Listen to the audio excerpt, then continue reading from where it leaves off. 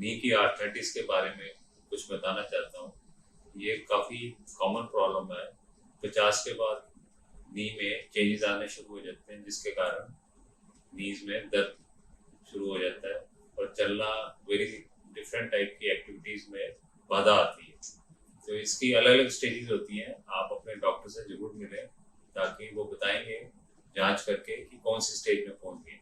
अगर इसको शुरू में पकड़ लें, टाइम से पकड़ लें, तो प्रोग्रेस स्लो हो सकता है, कंट्रोल में आ सकता है।